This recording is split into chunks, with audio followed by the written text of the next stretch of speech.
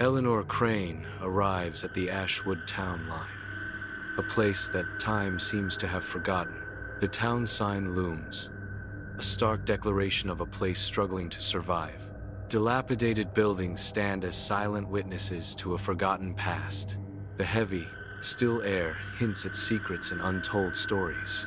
Eleanor pauses, sensing the weight of the town's history. Eleanor drives her car down Ashwood streets, the deserted houses looming like silent sentinels. Boarded-up windows and doors stare back at her, each etched with strange, unsettling symbols. A few villagers watch Eleanor's car pass, their eyes vacant and unsettling. Eleanor grips the steering wheel tighter, a sense of unease washing over her as she drives deeper into the deserted streets. The strange symbols on the doors seem to pulse with a dark energy, casting shadows that dance in her peripheral vision. The villagers' vacant stares follow her car, a silent, haunting presence that chills her to the bone. In the desolate confines of the abandoned inn, dust motes swirl in the faint light. Eleanor enters the only habitable room, a sanctuary amidst decay. Eleanor approaches the innkeeper. The gaunt innkeeper stands silently, an unsettling presence. Eleanor checks into the room. The innkeeper offers her no information. In the quiet of her room, Eleanor sits on the edge of her bed, a bedside lamp illuminating the pages of Faye's journal. The silence amplifies as Eleanor's brow furrows, the weight of Faye's words sinking in. She reads of dark secrets and ancient rituals, the air thick with unspoken dread. The room seems to hold its breath as the narration echoes. He sleeps beneath, in bone and ash. The people feed him still. Eleanor's eyes narrow, a chilling realization dawning as she absorbs the journal's ominous message. Eleanor is plunged into darkness, her eyes flying open as if shocked by an unseen force. The fragile silence of the inn shatters as heavy footsteps thunder from above, each thud vibrating through the room. Alone and vulnerable, Eleanor feels the weight of the inn's silence, amplifying the unsettling sounds that pierce the night. A haunting voice echoes through her mind. "You came too late." The disembodied voice grows stronger, its words a chilling revelation. She is already part of him. Her wide eyes reflect the chilling realization that she is trapped in a nightmare beyond escape. Eleanor explodes from the inn, gasping for air in the cool embrace of the night. Cobblestone streets, still slick from the rain, mirror the eerie glow of gas lamps, each stone a silent witness to her desperate flight. The air hangs still as Eleanor's ragged breaths echo through the night. Long, distorted shadows dance around her, as if the very town watches, judging her every move. Each echoing footstep intensifies the silence of the night, a constant reminder of her solitude and vulnerability. The night's chill deepens, mirroring the growing dread in Eleanor's heart as she races into the unknown. Eleanor arrives at the desecrated chapel, the ruins bathed in the eerie glow of the moon. Long shadows stretch across the defiled ground, a testament to the sacrilege committed here.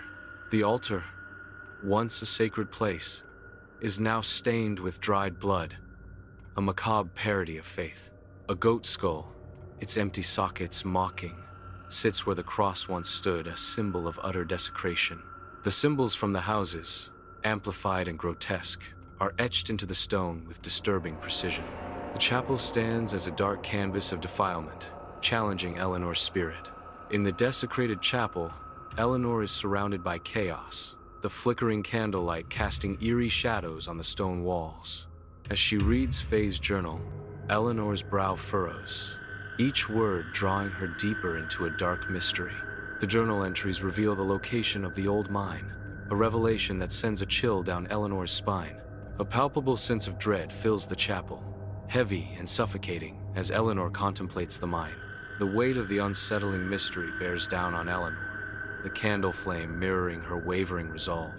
Overgrown and ominous, the entrance to the old mine looms, a silent maw in the earth. From a distance, the villagers watch Eleanor, their expressions a mix of fear and curiosity. The villagers whisper among themselves, their voices hushed with dread. A villager speaks, their voice trembling. The dirt breathes down there. The mine entrance stands silent, as if holding its breath. Eleanor ventures into the old mine, the entrance looming before her like the maw of an ancient beast. The air inside is thick, a heavy, damp shroud that clings to Eleanor's skin, whispering secrets of forgotten times. Silence reigns, broken only by the echo of sporadic water droplets, each one a ghostly reminder of the mine's solitude. Eleanor feels the weight of unseen eyes, a prickling unease crawling across her skin as if the mine itself is watching. In the suffocating stillness, Eleanor's senses heighten, every shadow seeming to dance with hidden intent. Eleanor ventures into the old mine, where shadows dance in the dimly lit tunnels. The walls, damp and adorned with strange carvings, hint at forgotten tales. A growing unease settles upon Eleanor as she realizes she is not alone. The darkness seems to watch back, the sense of being observed intensifying. Shafts of sunlight pierce the gloom of the old mine, illuminating dancing dust motes. Eleanor pauses, the beam from her headlamp cutting through the darkness. Her light settles on a chilling sight, a door made of bone. The door is reinforced with thick, rusted chains, a grim testament to its purpose. The air hangs heavy, thick with the scent of damp earth, and something ancient and unsettling. Faye wrote about it, the cradle, where he waits. In the depths of the old mine, Eleanor battles the oppressive heat, sweat glistening on her brow as she wields a rusty pickaxe. The silence shatters as chain links give way, the metallic clatter echoing through the cavernous space. A bone door groans open, its mournful sound resonating like a lost soul, revealing an abyss of impenetrable darkness. Eleanor stands at the threshold, poised between the known and the unknown, ready to confront the secrets that lie hidden in the mine's heart. The massive door groans open, its hinges protesting against the weight of untold horrors. A vast cathedral stretches into the darkness, built from bone and flesh. The air hangs heavy, thick with the cloying stench of decay and the palpable dread. Every archway, every pillar is crafted from the macabre remains of countless beings. A palpable sense of dread permeates the unholy space. The cathedral is a monument to death and despair. Deep within the cathedral of bone and flesh, Eleanor beholds a throne of skulls, a macabre monument to death. The Ashwood devil sits atop the grotesque throne, radiating an aura of ancient and terrible power. The throne itself seems to pulse with a dark energy, crafted from countless skulls of the dead. Eleanor, drawn by morbid curiosity, takes a step closer to the horrifying spectacle. The air crackles with unseen forces as Eleanor confronts the ancient evil before her. In the Cathedral of Nightmares, the Ashwood devil looms, a grotesque tapestry of stitched flesh and shattered horns. Smoke pours forth from the creature's eyes, a testament to the unholy power that festers within.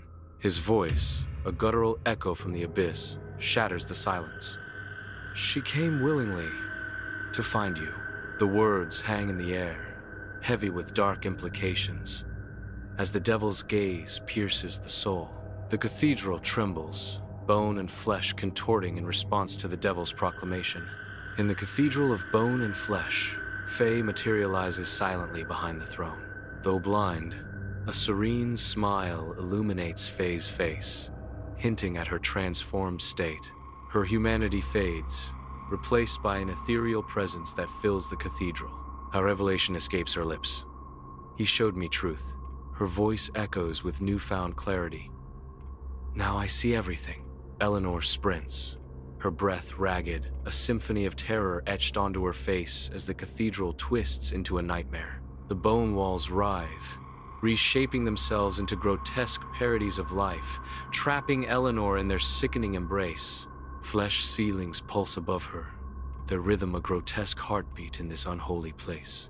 The cathedral contorts, bending and folding like a monstrous mouth, ready to swallow Eleanor whole. The air vibrates with an unsettling chant, its echoes resonating through the cathedral. The stench of decay permeates the air, heavy and cloying. Shadows lengthen and coalesce, drawn to Eleanor like moths to a flame. The chanting intensifies, growing louder and more insistent. Bone to bone, ash to ash. Feed the hollow. Darkness begins to swallow Eleanor, obscuring her form. Eleanor awakens outside the old mine entrance, a stark contrast to the dark unknown within. She sits up, gazing at the sunlit town, an oasis of normalcy in the desolate landscape. The old mine looms behind her, a silent sentinel guarding secrets and shadows. The sunlight kisses the town, oblivious to the mysteries hidden beneath the earth.